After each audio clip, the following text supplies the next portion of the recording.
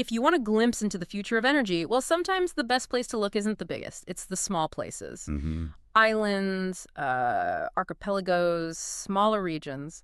They often act as these almost perfect, compact blueprints for energy systems. Yeah, like controlled experiments. They're just less complex, aren't they, than these huge continental grids? Exactly. And what works there, well, maybe it gives us clues for the massive transitions we need everywhere else, especially around sustainability. That analogy, it really holds up. Islands give you these defined boundaries, right? Yeah. So researchers can model transitions like getting to 100% renewables with real precision. Okay. And today, we're diving deep into a really fascinating piece of research that did just that. It treated the Åland Islands as, well, exactly that kind of model system. Right. So our mission today is really to unpack what this specific 2017 paper found. It's called Scenarios for a Sustainable Energy System in the Åland Islands in 2030. Now, we should say, it is an older analysis from 2017. Yeah, that's true. But the insights, I think, are still incredibly relevant because it clearly maps out the technical feasibility, the costs involved, and crucially, the specific mix of technologies you'd need for a small connected region like Åland to ditch fossil fuels entirely. Let's maybe set the scene first. Yep. Back in 2014, which was the study's reference year. Good idea. So for anyone listening who doesn't know, Åland is this autonomous region of Finland. Yeah. Sits right there in the Baltic Sea, between Finland and Sweden. Okay. And population-wise, it's pretty small, only about 29,000 people at the time. And the energy challenge they were facing back then, it sounds pretty immense, particularly that reliance on outside sources. That's always a vulnerability for islands, right? Absolutely. I mean, when this study kicked off, their total electricity supply was, well, substantial for the size, 288.4 gigawatt hours annually, GWHE. Okay. But the amount they actually produce themselves, tiny fraction, only Wow. 70.1 GWHE. Wow. And most of that domestic production, interestingly, was already coming from wind power. Okay, so 70 generated locally. You said the total was nearly 290. So where did the other, 200 plus GWH come from? Imports. Simple as that. A huge chunk, 200.7 GWHE, came from Sweden. Right. And another 17.6 GWHE came in from Finland. How is that possible? They must have good connections. They do. They're not isolated. They've got an 80 megawatt AC connection with Sweden and then an expanded 100 megawatt DC cable linking them to mainland Finland. Okay. And these interconnections, they're not just background info. They're absolutely central to understanding how these future sustainable scenarios were actually modeled. They assumed this infrastructure was there. Right. They already have the plumbing in place to trade energy back and forth. Okay, so let's get to the core finding then. The study wanted to see if 100% sustainability was even possible by 2030. That sounds incredibly ambitious, especially looking back from 2017. What did they find? Well, the verdict was, surprisingly perhaps, really positive. The main takeaway is that, yes, a fully sustainable energy system for Åland is technically possible by 2030. And across several different scenarios, too. They showed it could work whether Åland chose to rely heavily on importing things like sustainable biofuels or, use those cables for a lot of electricity trading. So it wasn't if they could do it. Exactly. The question quickly became how. Which pathway gave the best mix of, say, cost and reliability? And that leads us straight to the cost analysis because, let's be honest, this is usually where these big green ambitions stumble, right? We just assume 100% renewables has got to mean much higher costs than sticking with the old ways. So how did the numbers stack up when they compared the sustainable scenarios to the business-as-usual BAU case? This is, I think, probably the most compelling part of this whole study, the BAU scenario for 2030. So projecting costs, if they just carried on as usual with imports and fossil fuels, that was estimated at 229 million euros per year. So 229 euros. 229 million. Okay, that's our baseline. What about the cost of making the big switch? Well, the sustainable scenarios they modeled, they actually came in across a range, spanning from 225 euros. Wait, from 225? Yeah, up to 247 euro. So hang on. The lowest cost projected for a fully sustainable system is actually less than just carrying on with business as usual. Precisely. That's the real aha moment, isn't it? Buried right there in the numbers. That's amazing. The sustainable options are highly cost competitive. In fact, 2 of their optimized sustainable models hit that lowest annual cost figure, 225 euro. 4 million euros cheaper per year than doing nothing. Exactly. Though it's important to add that result really hinges on how you account for things like vehicle and battery costs. Okay, fair point. But still, that flips the usual story completely. So what were those 2 winning scenarios, the ones that came in cheapest? Right. So the 2 lowest were, first, the 2030 ST scenario. That stands for Sustainable Trade. It basically involved using those interconnectors a lot, trading electricity with Finland and Sweden to balance out the renewables. Okay, leveraging the neighbors. What was the second one? The second was the 2030 SML. That's Sustainable Mobility High Electrification. SML, high electrification. And you hinted earlier that this SML one, even though it costs the same as the trade one, this is where it gets really interesting. Why? Because it just perfectly demonstrates the incredible power you unlock when you properly integrate the transport sector, cars and boats, with the electricity system. Ah. This scenario essentially took something usually seen just as a demand, energy needed to move things, and turned it into a vital asset for managing the entire grid. Okay, let's dig into that SML scenario properly then. What did highly electrified transport actually mean in their model? Right, this was their most ambitious one for transport integration. It assumed 100% electrification of all private passenger cars. All of them? Wow. Yeah, but they didn't just stop at cars. They extended that electrification to aquatic mobility, to boats, ferries, even e-bikes, which for an archipelago like Åland are really important. Makes sense. And making this switch, it meant building out quite a bit of electric storage capacity linked to all these vehicles. Specifically, an extra 350 megawatt hours of vehicle-to-grid V2G battery capacity. V2G. Okay, that's the term we hear thrown around a lot. So just for listeners, V2G means your electric car, when it's parked and plugged in, doesn't just take power. Yeah. It can actually send energy back to the grid when the grid needs it. So every car becomes like a little mobile battery helping out. Exactly. It's bidirectional. Your car helps balance the grid. And the big question the study answered was, well, how much difference did having all that distributed battery capacity actually make to the total system cost? Well, given it led to the lowest annual cost alongside the trade scenario, I'm guessing a pretty dramatic difference. Oh, it was revolutionary. Yeah. Particularly in terms of the other infrastructure they didn't need as much of. Oh, okay. That V2G flexibility, it drastically cut the need for other, often much more complex and usually more expensive types of storage and generation. Right. Especially seasonal storage. Right. When you've got all those car batteries available, you need much less stuff like power to gas or PTG technology, and even fewer dedicated offshore wind turbines built mainly just to charge up that seasonal storage. Okay, we should probably quickly define power to gas, or PTG. Why is it expensive, and how can V2G replace it? Sure.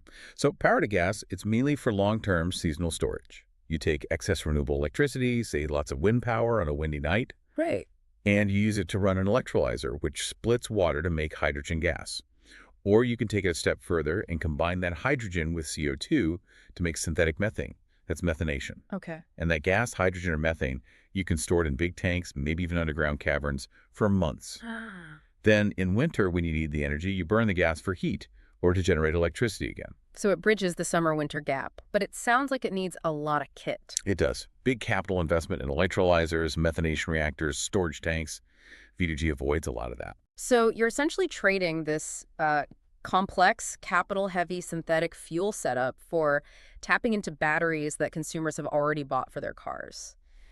Can you give us some numbers? How did that high electrification SML scenario compare to one with, say, only half the cars electrified? I think you mentioned an SMSyn scenario. Yeah, exactly. The comparison between SML, the 100% electrification one, and SMSyn, which had 50% car electrification, really highlights the impact. Right. So in the SML scenario, the highly electrified one, compared to SMSyn, the amount of gas storage needed, like the physical tanks to hold synthetic fuel, it plummeted from 9 gigawatt hours thermal down to just 1.2. Wow, that's almost a 90% drop in storage volume needed. It is. And then the electrolyzer capacity, the machines making the hydrogen, fell from 57.5 megawatts electric down to just 6.1 megawatts. Huge difference. And the methanation part, turning hydrogen into methane gas, that dropped from 36.5 megawatts down to only 3.9 megawatts. Incredible. And you also mentioned V2G reduced the need for some generation capacity too, offshore wind. Yes, that's right. They found they needed significantly less dedicated offshore wind capacity in the SML scenario. 55 millirita compared to 100 millirita in the SMSyn case. Why less wind? Because the system wasn't so reliant on having specific generators just to produce the energy needed to fill up those big seasonal PTG storage facilities.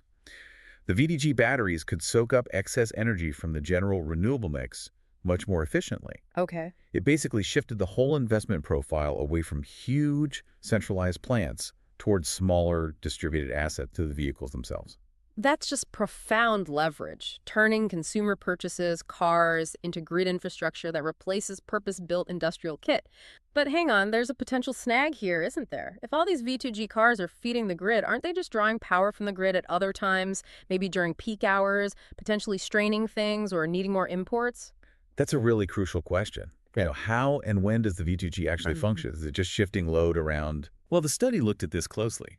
They found that yes, V2G batteries could provide up to 100% of the electric storage discharge needed in the system, depending on the exact setup.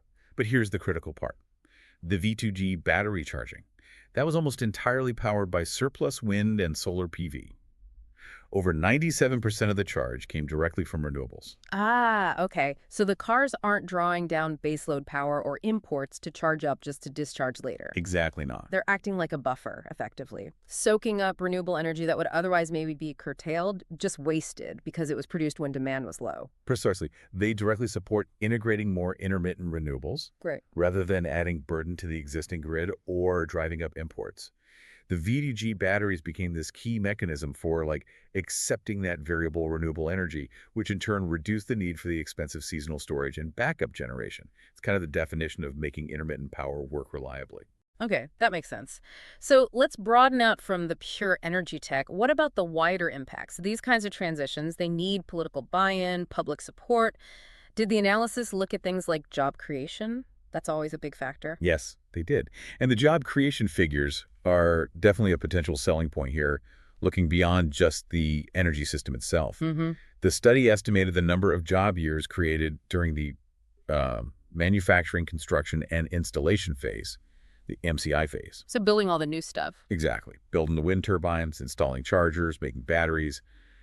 That was estimated to total between 3,100 and 3,900 job years, depending on which sustainable scenario you looked at. That's a significant injection of work during the transition phase. It is. And then you also have the ongoing permanent jobs, operations and maintenance, O&M. They estimated between 45 and 59 full-time equivalent jobs annually, again, depending on the specific technology mix chosen. Okay, so let's look at those two cheapest scenarios again. The sustainable trade, ST1, and the high electrification, SMLO1. Yeah. How did they compare on jobs? Right, so the 2030 ST scenario, the one relying heavily on trading electricity, that resulted in about 4,091 total job years, MCI plus O&M factored in. Okay. The highly electrified 2030 SML scenario, that came in higher, at 4,580 total job years. Ah. So even though they had basically the same low annual operating costs, the electrification path actually created around 10% more jobs during the whole process. Exactly, which makes it potentially much more attractive from a social impact or local economic development perspective. That's a really powerful point. It highlights that the decision isn't just about finding the absolute rock bottom cost on a spreadsheet. It's also about deciding what kind of economy, what kind of workforce you want to build for the long term. That really gets to the heart of the trade-offs here. Yeah. Remember how we talked about the nature of the costs? The business as usual scenario, relying on fossil fuel imports, has high variable costs. Fuel prices fluctuate, carbon prices go up. Right. It's unpredictable. The 100% renewable scenarios, they swap those volatile variable costs for higher upfront investment costs, paying for the solar panels, the turbines, the chargers. But then their ongoing variable costs are much, much lower, basically just maintenance. So you pay more upfront for the hardware, but you lock in cheaper, more predictable operations for potentially decades.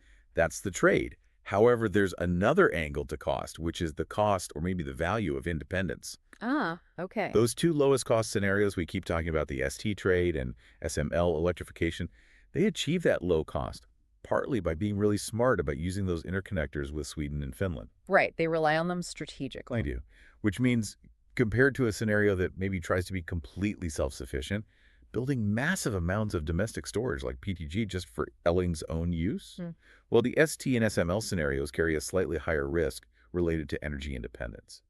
They're optimizing for system cost, which involves some reliance on neighbors. So it's a choice. Maximize efficiency, potentially at the cost of some theoretical independence, or aim for total self-sufficiency, which might cost more. That's a key strategic decision, yes.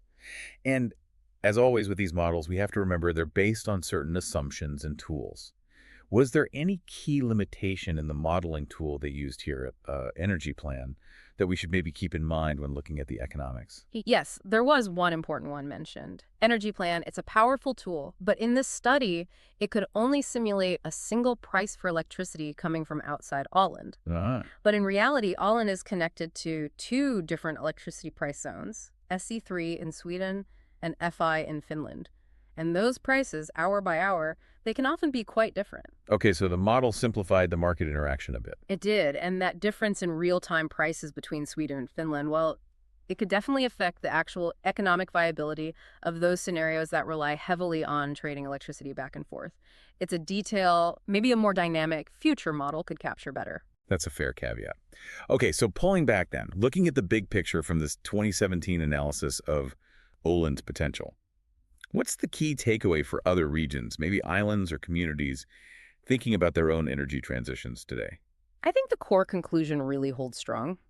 A reliable, fully sustainable energy system isn't just a pipe dream. It's technically feasible, and crucially, it can be highly cost competitive, maybe even cheaper than sticking with fossil fuels.